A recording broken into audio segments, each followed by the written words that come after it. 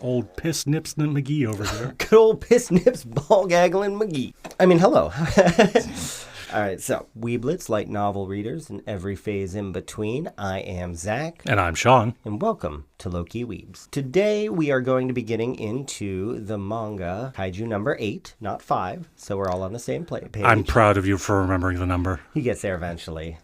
But before we get into that, I want to say congratulations to my sister and my new brother, Jess and Marshall. Marshall has been giving me quite a few suggestions for anime. He's very picky, so like the things I suggest to him, he just doesn't vibe with. And is he like hipster picky, or is he just like picky? I think he's just, I would say like picky. He's just very... His tastes are just super duper specific. Okay, I got you. But you know, he's a Berserk fan, likes Goblin Slayer, which I picked up, but he's the one that got me to watch ReZero. Yeah, because we know you can't read. I promise I've read things. I actually, I took a tally once. I think since childhood, I have read 13 books. Holy shit, double digits? Double digit. And I'm not even counting Dr. Seuss or what I read to my kids. Like 13 novels. I count light novels, though. So he got me to start ReZero. So, I mean, so far he's 2 for 2. I liked ReZero. I liked Goblin Slayer. I just finished the second season of ReZero and Travesty of Travesties. There's no more. There's a lot more story, but there's no more to watch. Is there more coming? In 2024, but that's still just one more season. And I think it's like, even the web novel is only like 8 out of 12 arcs. And like, what am I supposed to do with that? Wait. That's not how you cope with things. That's not how you cope with things. No, it used to be just rampant amounts of alcohol. What do I do now? I don't know. Utilize better coping methods? I guess Kaiju number 8 will have to do. So here are some deets about it. If you're interested in reading it, Kaiju number 8 is a story about a world where kaiju exists. Kaiju are just giant monsters. They have pretty much always existed as far as we know, and our story follows Kafka Hibino.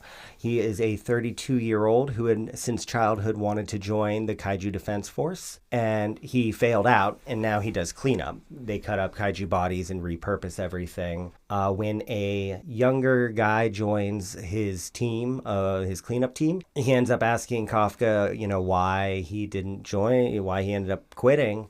And the story kind of follows both of their journeys to join the force. But with all this happening, Kafka ends up getting turned into a human-sized kaiju himself. And so while trying to join the Defense Force, he is actually on the run from them.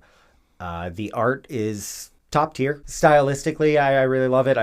Honestly, the hair does a lot for me. Yeah, strangely, now that you mentioned it, it really does. I blame DBZ for that, just because I feel like because of just SSJ2 Gohan. His hair got taller, he got way cooler, and that has stuck with me. I really do feel like the mangaka just really watched and enjoyed DBZ as a child, and just that's the hair everyone's going to have. Oh, right. But even outside of that, you've got a girl with twin tails, and just the way they move, the way they flow, it just it sets so perfectly in every panel she's in that she's just such a standout character. There's not a design in this manga that I don't just adore, from the kaijus to specifically her. She's one of my favorite character designs I've ever seen. And the action is just great. I mean, I've enjoyed almost every second of this. With the one thing to point out is it took me honestly 3 or 4 chapters before I really started getting pulled in. Yeah, it's not super immersive right off the bat. It's not like Dandadan where a lot of people are going to get pulled in or turned off by the first chapter. Yeah, I definitely recommend just giving it the good old college try. Read 3 or 4 chapters before you make up your mind on it. Yeah, because it took me at least that many before I really got into it. Yeah, definitely. If it wasn't a Shawn recommendation, I might not have even gone that far just because I'm fickle. And I'm willing to suffer because I am ready for the misery. I've just watched too much garbage already. There's just too much garbage in my brain. I just can't keep filling it with I promise I'm going to watch. I mean, that's all that's in there. Yeah. Yeah, well, we were born from the same dump there, bro, huh? I know. So, moving forward, we're going to start talking about the first arc, maybe 2 of the series. So, I'd recommend going and reading it right now if you don't want any spoilers. If you don't care, then come on, join us. So, right off the bat, I want to tell you something I love about this series is I'm just so sick of isekai and the self-insert protagonist. Yeah, why is that? It's just, I get wanting to relate to characters, and I just feel like a lot of times self-inserts are boring. You want to be able to pull yourself into a different world. You don't want to have to. Yeah, that's just it. And it's like, I don't understand why people need to relate that much to a main character, you know? It's just like, what's so great about this? It's about a dude in his, early 30s who's at the end of his life, he feels, because he has no other options left. And it's just like, he feels cornered, and like the economy's crushing him, and like there's no other way to do things. And then he starts chasing his dream. It's just such a nice, fresh take that... So, Zach, as a 34-year-old man, how do you feel about this? Well, I am chasing my dreams. Do you feel like you're at the end of your life, though? Have you been 34 before? Yes, I'm 35. You know that answer. The economy's so bad. I just feel like I'm dying every day. So yeah, let's make this work, huh? Yes. No, real talk though. I hate self-insert heroes, but Kafka's really relatable. He's a lot of fun. I do not like the fact that, I guess so, for some perspective, him being 32 and joining the Defense Force, he is an old man. It's like a 32-year-old quarterback, Or it'd be like a 32-year-old just joining the army. Yeah, I mean, right? So, like, people calling him old man, like, it makes sense in this context. But watching a 32-year-old man talk about his life being over and giving up on his dreams, just like, you're too young to give up on your dreams. I feel so personally attacked throughout this series. That's like an existential nightmare for me. It's just so hard. Every time they call him old man, I'm just like, no, I'm not old. You're old. He's in the prime of his life. God damn it. So the story does start out with him, working his job. They definitely make sure that, it's not a dead end job. No. He gets paid well. It's a state job, but it's hard work and it's not his dreams, So like he has settled for a good life. Yeah.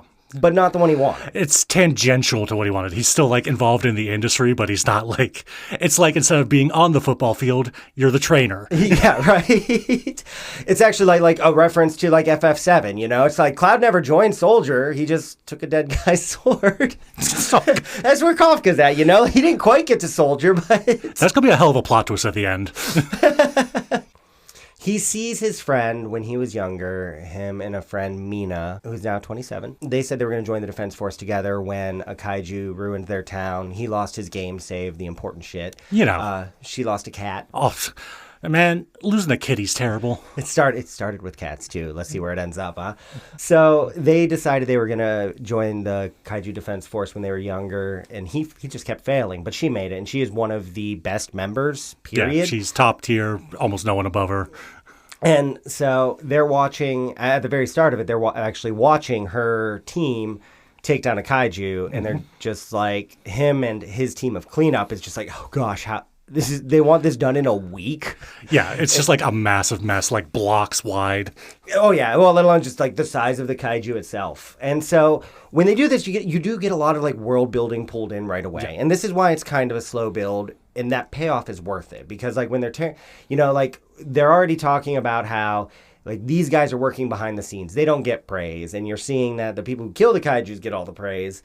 And it's just little things like when they're tearing this thing apart, they're just like, oh, we can't cut the bones. We need a flame cutter, Yeah. And the fact that when they pull organs out, sometimes they explode.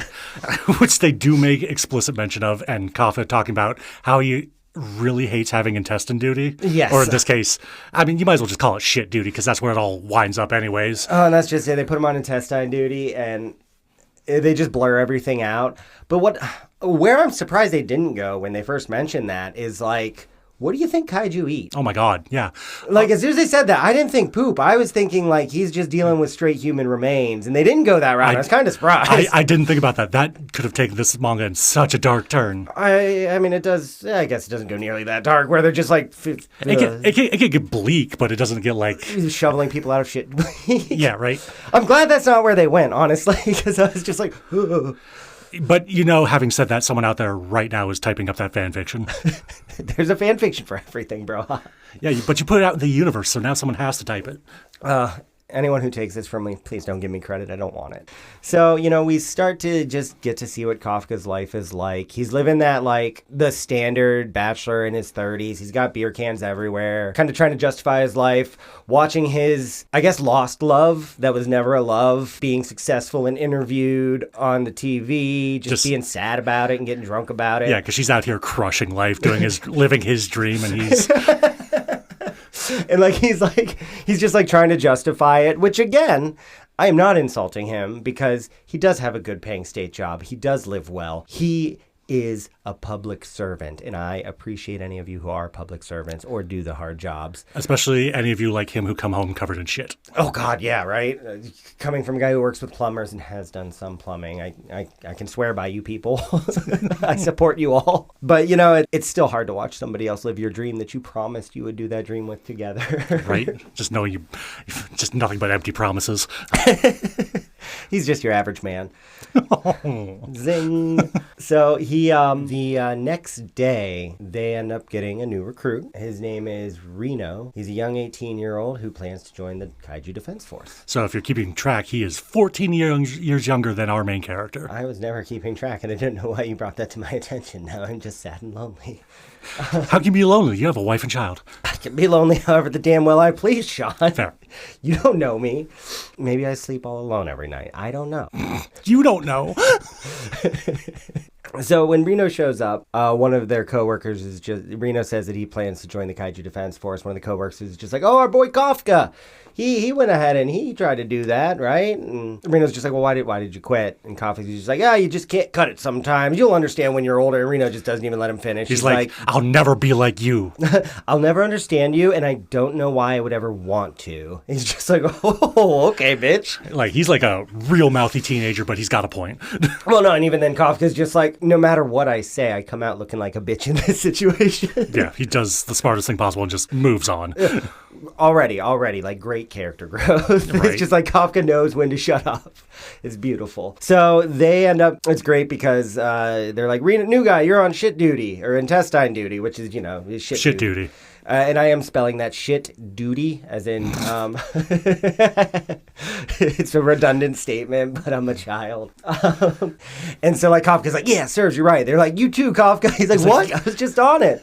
And it's just like, his boss is just like, he whines and stuff, but he always rises to the occasion. If he would have made it, he would have been captain by now. But I'm glad he didn't, because he's my employee and I need him. Right?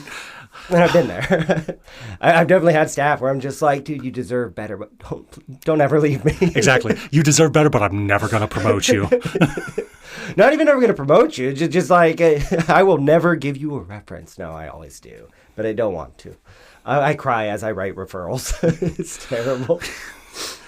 But, I have my own emotional maturity issues. So they kind of start to get to know each other when they're doing intestine duty. Kafka gives him, I think it's like a tea pouch or something. Yeah, something to help dampen the smell. Dampen? Dampen's not the... Well, I mean, dampen is the Well, right no, word. he gives him stuff to put in his nose, but Yes, he also that's during what it is. lunch gives him... It's kind of like if you got kids, like they got these little applesauce containers. So Oh, it's yeah. just like, just some food to Oh, put in yeah, his like stomach. the little pouch thing. Yeah, he gives him a pouch. He's like, you have to eat or you won't make it through the night, through the rest of the day. And so later, he gets that kindness repaid by... Reno says, thanks. I wouldn't have gotten through my last day, the rest of this day without you. I really appreciate you.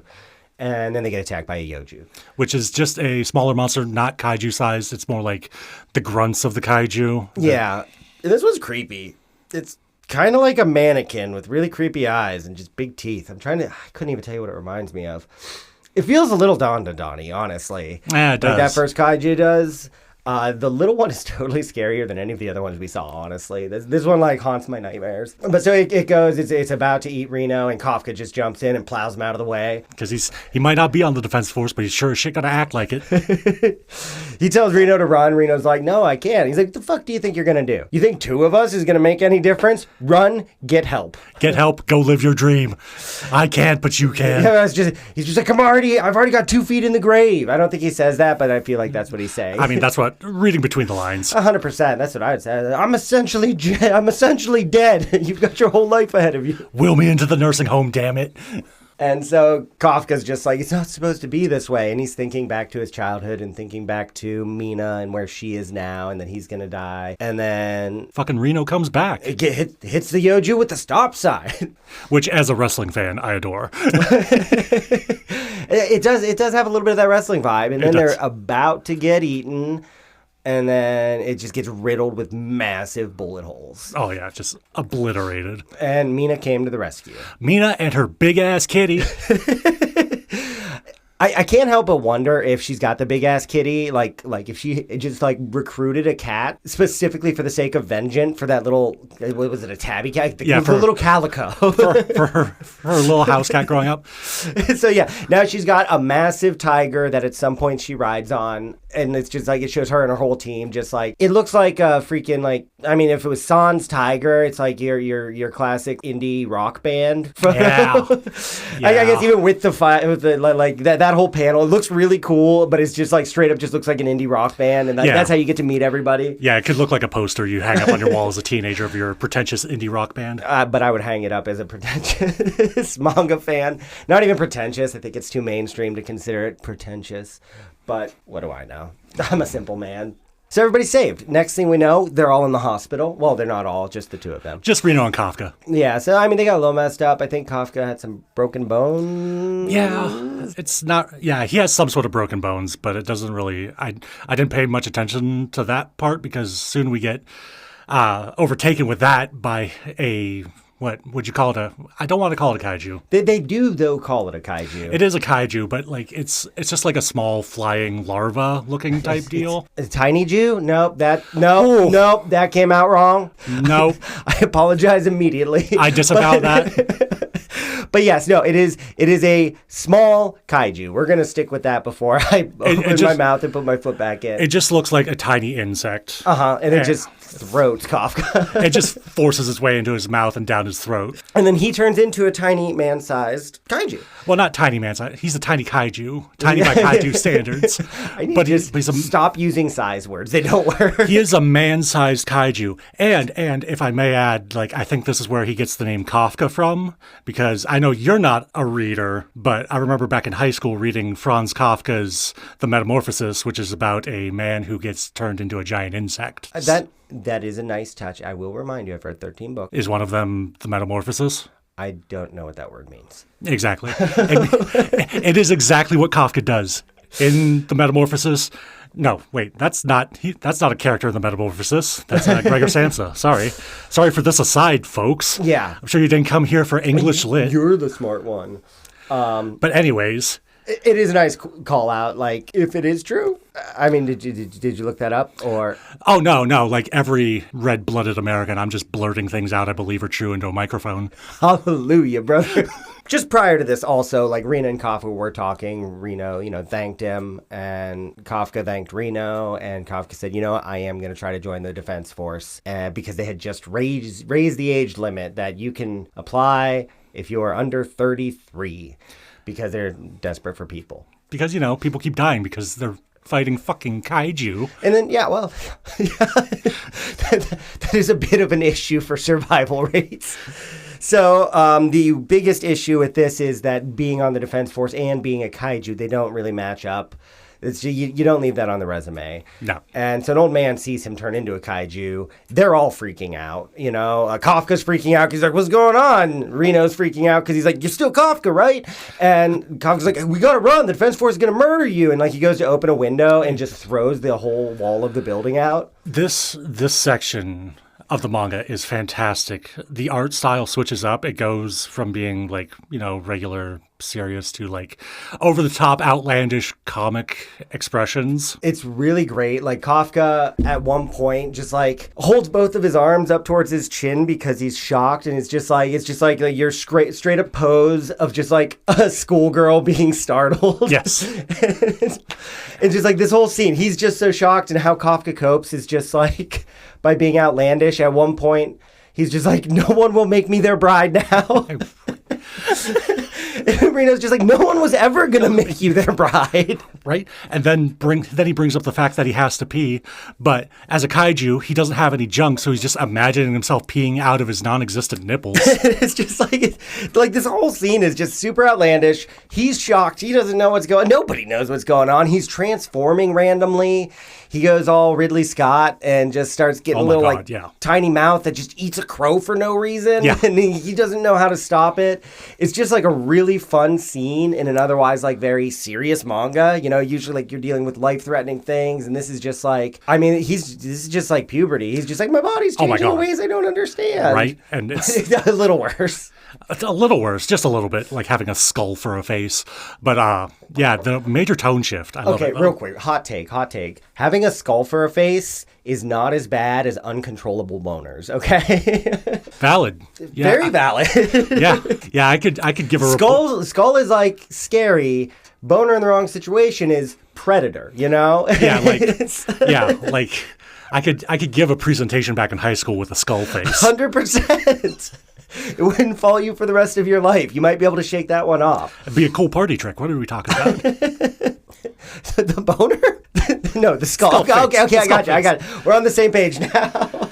Oh, good God. So, how does this... Oh, so while he's running, it turns out he can sense kaiju, but he senses a yoju just like the one we had previously seen, and was going to continue running to escape from the Defense Force, which was now being signaled. But then there's a young girl trying to save her mom who is trapped under some rubble. And then he does what any decent member of the Defense Force would do. He stops to help the little girl, gets her mom out from under the rubble, and that's when he gets attacked by the yoju.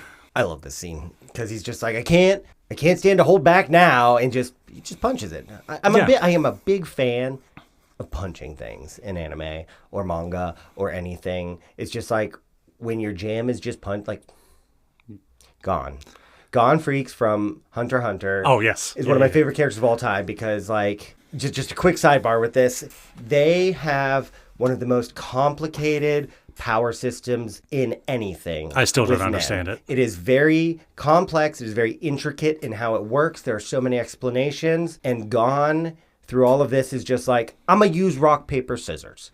And like, he's just that simple. He's just like, I'm either going to punch him hard, I'm going to use this energy to cut, or I'm going to use this energy to, kind of shoot a little Kai blast. But it really just starts out as he is just putting energy into his fist to punch things. Sometimes the simplest is the best. And he is just so earnest. I love him to death. Strongly recommend Hunter x Hunter. I love it. And that's kind of like the vibe I go with. I like when people are just brute strength sometimes, especially in shonen manga, and that's what we get from Kafka. He just punches shit to death, and I love it. Well, yeah, because he doesn't know what else to do. He's just like, that's true. He's got this body he don't understand. So he's like, I'm just gonna punch its face off. And so like that's exactly what he does. He's like, oh, I can't hold back, not realizing how strong he is. He actually he punches it into nothing. Like it punching it so hard it starts raining blood. Q Slayer.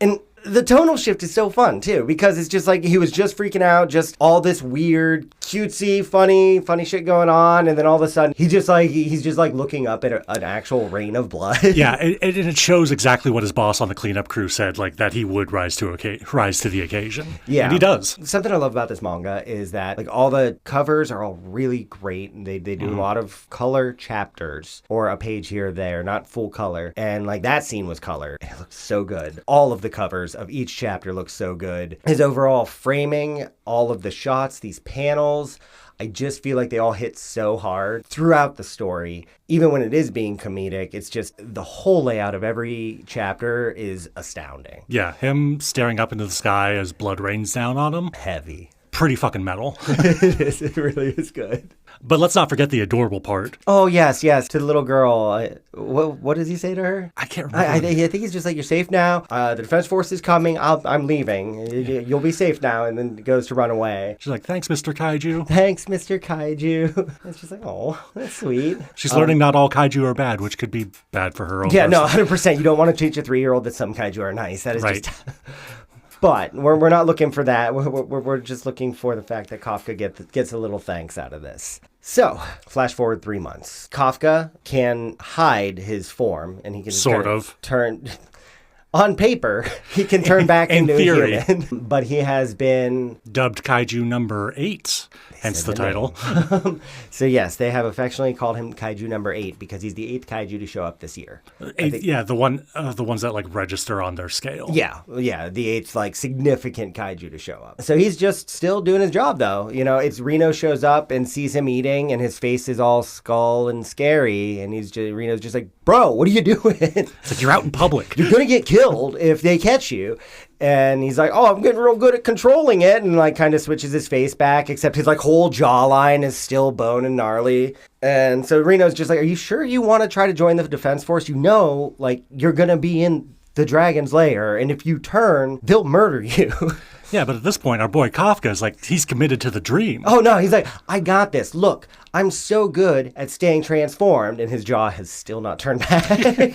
So they end up going for it. They did get letters just before this saying that they passed the first part of the test, Hooray, which they both Kafka passed. has done before. Yeah. That's not his weak point. So they go to do the second part, which is 2 parts. It is first the athleticism. First is always a fitness test. Always a fitness test. Second is a random thing Yes. they change year to year. The reason Reno started joined the team to disassemble kaiju is because in the past 2 years it had been kaiju cleanup, so that they would know that people know how kaiju work. And so that was his hope by going and learning that. And so Kafka's like, oh hell yeah, I got a chance. Oh yeah, this is right up his wheelhouse. First the fitness test. Well, actually even before that, first they pull up to the place. And that's when we get to meet Kikaru, help me out here, Zach. Kikaru? Shinomiya. Yeah, let's just go with Shinomiya. That's way easier to say. Sure. Kikaru. So she is, period, not in this series, just like one of my favorite character designs. And for me, just a lot of it is just what the artist does with her hair. She's just got stupid long twin tails, just the way they flow, the way they look in every panel. It really helps in battle because it helps convey a sense of motion. Yes. Yeah, that's what I love about it. Thank you, Shawn, for knowing how to use words that I don't understand. I might not know how to say her name, but I can definitely describe what they do. Just everything about her's cool. Her design's cool. She's pompous. She stands like she's pompous, but she can back it up. Yeah. And we'll find out about that. She's like arrogant royalty. She is, but she's arrogant royalty that's honestly just kicking shit in. So it doesn't matter. So as soon as she shows up, she's like, hey, you need to move your car to Kafka. And he's like, what? She's like, 5's my lucky number today. You're in spot 55. He's like, no, bro. And then she just takes her clothes off. Takes her clothes off, but she has a super suit underneath. Yes. And so she just lifts up the car and yeets it. A company car, by the way. Yeah, so it's not even Kafka's car, and he's freaking out because like, that's the company car. We borrowed this. So she moves it over, and then Kafka, thinking he's big shit, goes over and lifts the vehicle back up using his kaiju powers, but kind of hiding it. And just Reno's just immediately like, you fucking dumbass. And then Shinomiya comes up and is like, I smell bitch. I mean, sorry, kaiju. She's like, she thinks he's got a suit on underneath as well, and she's just like, you smell an awful lot like kaiju. It's like, It's like, well, little do you know. So he does lift his car, and when he goes to pull it back over, her butler had already taken his spot. He's like, yes, son of a bitch. I think that butler bests him 5 times in this That chapter. butler definitely earns his keep. Oh, he does. He's definitely well worth whatever he's paid. When they start the physical training, mind you, after she did that, Kafka talked mad shit. Kikaru did too, but she was able to back it up, and during the fitness training, Kafka could not. He landed himself in 219th place out of 225 people. Honestly, not too bad for a decrepit old man of 32. I mean, let's be real. I would probably have a heart attack. I'd just give up. I would too. It's called death. That's what a heart attack is. It would be me giving up. My body telling me no. So during all this, you meet a lot of side characters, and, the point they're getting across on top of just that at his age, this is hard. This entire class is all prodigies and people that are top of their class in kaiju training schools. These people are the best of the best of the best of the best, sir. Yeah, and a lot of raw talent. And if we find out that Kikaru is the absolute top dog of top dogs, that there's been no one who has been out the gate as tough shit as she is. Dare I say, queen shit of fuck mountain. It never gets old to me. And she is, and she backs it up, and she goes over to Kafka. She's like, where's that big talk bitch boy? This little girl's just bullying him. It's so sad but beautiful. And again, I love her just kicking him while he's down. She's so fun. So this is where Reno and Kafka start talking. Like, Reno's just like, yeah, you might be in luck. We might have to take apart Kaiju. Big surprise. Nope. Absolutely not. What fun would that be if they had to take apart Kaiju? Yep, it's killing Kaiju. So they have captured Kaiju. There's a handful of Yoju. Are the other ones Kaiju? I feel like there's something. I feel like it's Yoju, something else, and then Kaiju. There probably is, but they're like middlemen Kaiju. So it's killing so many of those. This is where we get to see the suit that we saw Kikaru wearing before explained. Now, these suits are actually made from Kaiju parts. This is why they harvest the Kaiju organs. And mattering on how much you can sync with them is how much you can pull out of them. Yeah, like and a very nice perk that I've seen is when you get to high percentages, you don't turn into orange juice. For you Ava fans out there, you just get stronger. Generally, like at their best, they're like you reach captain if you can pull 20% out of this suit. So like when Reno pulls out 8% first time putting one on, that's like astounding. Like Kid's a prodigy. Right. So Kikaru, I think, pulls out like 43%. People are like, oh, damn, some of the other guys. Born for this. Right. And so some of the other guys are like 10, 12. And that's when one of the people administering the test is Captain Hoshina. And like from minute one, he's just dunking on our old man here. Yeah. I'm pretty sure like they think his reading is just like a malfunction, like an error. Well, no, even before that, like as he's explaining to other people like what their rating is, he's like, even if you get 1%, you are doing well and you stand a chance. No one has ever gotten a 0%. Kafka 0%. It's like smash cut to Kafka. It's so great. He's like, what am I doing wrong? But so he finds out, though, like as soon as they start, they have drones surveying each individual person. As soon as he notices that, Kafka's like, we can still help. Even though I'm useless, I can still help. He gets to play support. Yeah, boy. Because it's about teamwork. Like not everyone is going to be a Kikaru. And so he knows Kaiju. He knows how they work. He knows the weak points. He knows them literally inside and out. Like he's been fist deep in every one of these, elbow deep in every one of these guys. And so he just immediately, he's like, they're sensitive to sound. So he's like throwing flashbangs. He's like, they're weak points under their stomach, I think, for these ones. You want to get your shots in there. And so he's doing a great job of playing support. And him and Reno are doing teamwork. At one point, isn't even Kafka just riding on Reno's shoulders because he can't physically keep up with everyone? Well, actually, yeah, no, what it is like things are looking up, and then one of the Kaiju just pops out from a wall and pins him down. And so the suits have built-in shields, and the proctors are like, okay, so if we have to turn on the shield, you're out. And Kafka's like, please don't. I'll live. Don't press the shield. And so he's all messed up, and Reno's like, I'm not leaving you. So we're going to do teamwork this other way, and just chucks Kafka on his shoulders. It's like they're playing a game of chicken. It really is. And they're just like, this is a very serious, like, life-threatening situation trying to join a military... I guess a paramilitary group. I don't want... Yeah. I mean, they're still government affiliated, but it's not like the military per se. But it is very serious business. They're just playing chicken. Just so we can make sure Kafka gets in. And so they're going to help, and they are just about to help, but Kikaru's so good that she has actually neutralized every threat before anyone can even get to her, because that suit also increases the strength of their bullets as well. Yeah. So it's just like she doesn't even care about weak points. She's just wrecking everyone. You can't go around it. She's like Prime Mike Tyson, except with a gun. Well, pretty much, yeah. God, I love her. So everybody's neutralized, everybody's happy, nobody died, and then number 9 shows up. Yeah. He's this mushroom-headed looking motherfucker. Still kind of humanoid, though, unlike most of the Kaiju. That's right. And so he just points his fingers at her, and like his fingers like swell up, and then they shoot like bullets out of him. He goes straight for her heart, but she was able to stop it from going through like her she heart. directed the power of the suit to that one area. Yeah, it's like one of those things. Kind of like Demon Slayer when Tanjiro like seals his wounds, except she's doing it with not her flesh, just the flesh that's kind of like her flesh temporarily. Coward. Tanjiro would have stopped it with his breath. Breathing makes a big difference, just remember. So, and then all the Kaijus resurrect, and then he's like, I'm out, bitch. Number 9's like, I'm out, bitches, because he just assumes they win. Well, yeah. I mean, why wouldn't you? It's a bunch of rookies. And the strong ones are already half dead. Yeah. The ones that came back, the reading on them, because the Kaiju have like a rating scale. Kind of like earthquakes. Yeah, exactly. so these Kaiju are tougher than they were even beforehand. I mean, obviously, they're zombie Kaiju. Goku. Every time something comes back stronger, I'm just going to whisper Goku. So Reno, then they get, radio confirmation that this is all happening. And Reno turns to Kafka to say, don't do anything stupid or something. And Kafka immediately does something stupid. He's just already doing something stupid. So as the one's about to attack it, Kikaru, he just shows up in front and starts turning into big scary man. She's just confused as shit. So, I mean, who wouldn't be? I mean, yeah. Oh, but I did forget to mention one very important part. Well, maybe not so much important, but entertaining part that I enjoyed. If you enjoyed it, it's important. I enjoyed it very much. Shinomiya gets punched into a flashback. She gets hit so damn hard, she regresses.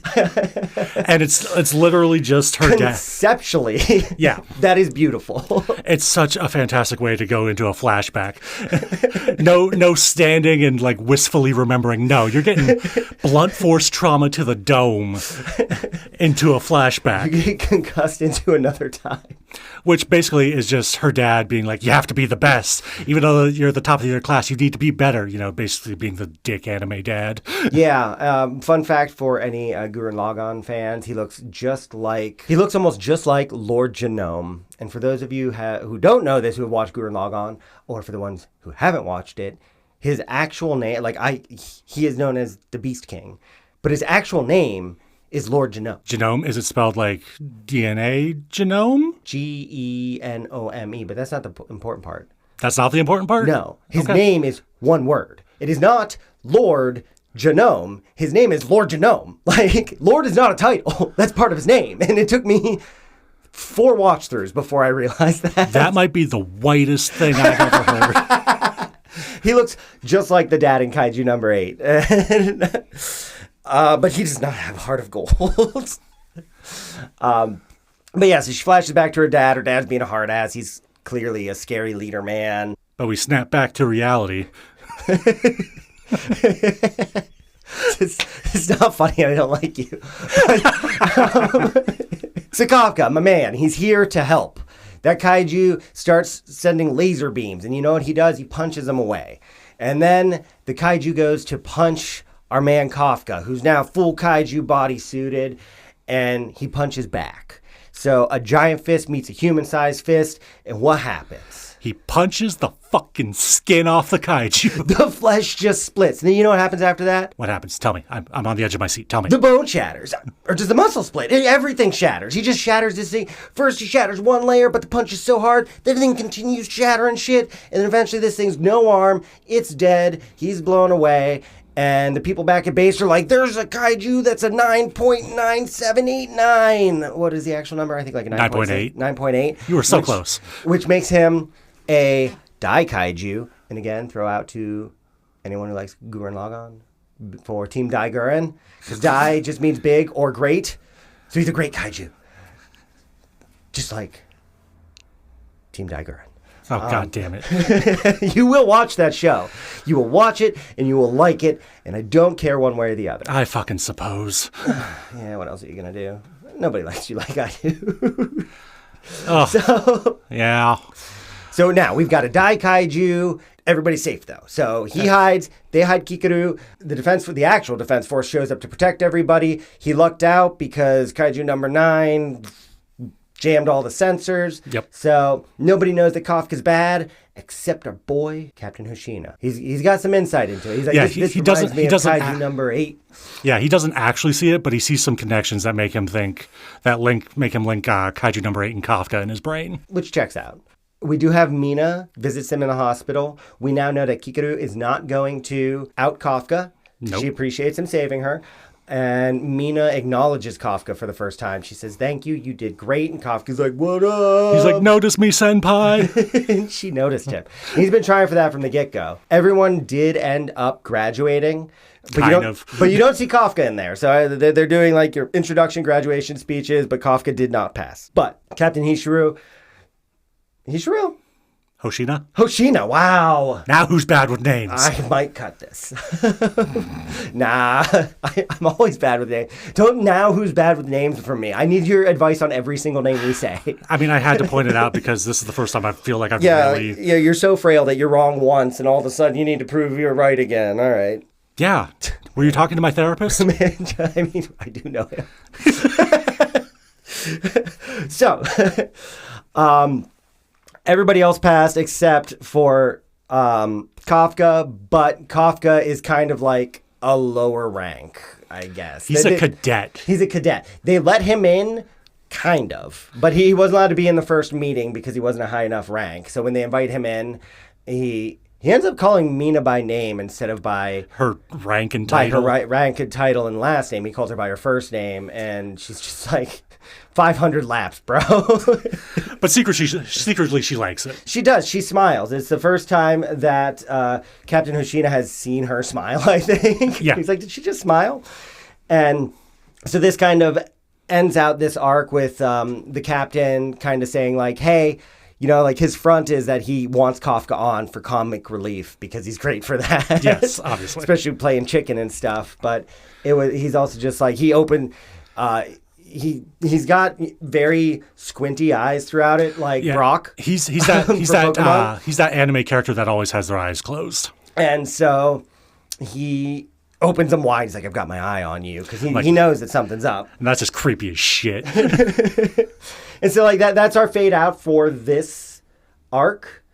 So as far as like referring this series to other people, I recommend it. Yeah. It's great. There's nothing too controversial involved. It's a really fun action anime, manga. An anime is going to be released soon. There are some trailers coming out right now. So, you know, if this manga isn't for you and you listen to this episode anyway, hey, watch the anime. Yeah, it's coming for you. If visual things work better for you instead of reading, yeah, go nuts. Watch the anime. I feel like that sounded really backhanded and directed at me. I might have been staring at you the entire time. You're sweet. You really are. I see no reason not to recommend this to anyone, especially if they're into giant monsters or kaiju or anything like Just that. Just the Godzilla films. Yeah. I mean, 100%. I've got a buddy that I'm trying to get to watch this read this because he just loves Godzilla. And I got him to read Don to Don, so hey, why not? So definitely a great introductory, whether or not you've read manga before or not. It's just a great series all over, you know, and I can't wait to talk more about it because it just gets better with time. Yeah, although it does get less funny. Yes. So all of the fun, light stuff in this, it does. I mean, there are constantly just old man jabs throughout the series, but like the light physical humor that we have, that kind of starts to peter off as our stakes get higher because our stakes just continually get higher throughout this series.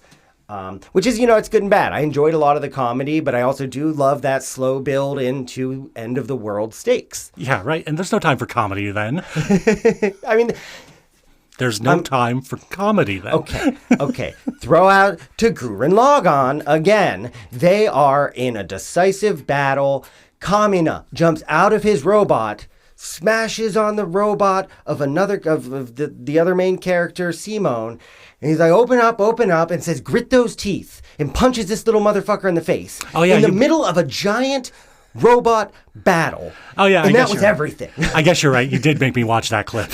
Grit those teeth. And he's just like, shut the hell up and quit your whining. You do it again, I promise I'll punch you. Fuck yeah, Kamina. Watch Gurren Lagann. We'll do it, help me convince Sean to watch this shit, because it's fire. But before that, convince your friends to read Kaiju number 8. And have them give us a listen. We'd love it if you did. My biggest issue with the series isn't my biggest issue. It's Sean's. Oh, yeah. This is my portion of the podcast. This is solely my portion to air out my grievances. It really is. I have one con with this, and only one con, is that there is not enough of Mina's tiger. I need Mina and her big-ass kitty. Shawn is the Tiger King of anime, apparently. He needs his tigers. He needs real-life tigers instead of fire tigers. Tigers are his thing. So, when we're going to talk about our awkward scale here today, on a scale of how ashamed you should be of watching this, a 1 is going to be no kitties in this series. A number 10 is going to be big-ass kitties all day. Because who doesn't love big-ass kitties? We're children, and I hate it. But yes, so given that scale, I think we're going to give this one an 8. There's just enough shame in it that, I don't know, I wouldn't read it just about anywhere. I'm looking at you, piss nips. ass nips and big ass kitties. That's what you're in for here. So we hope you guys catch us for next time. I know the last episode we were teasing Samurai Champloo. We're going to have to push that a week. Because we're a bunch of liars because we're men. We never trust us. My wife can't trust me. Sean can't trust me. Our fish can't trust me. Rest in peace. Oh, God. We lost 2. It was hard. But we're going to switch things up a little, and we are going to do what we are going to be calling Dope Trope or Nope. We are just going to take a look at different tropes, whether or not we like them.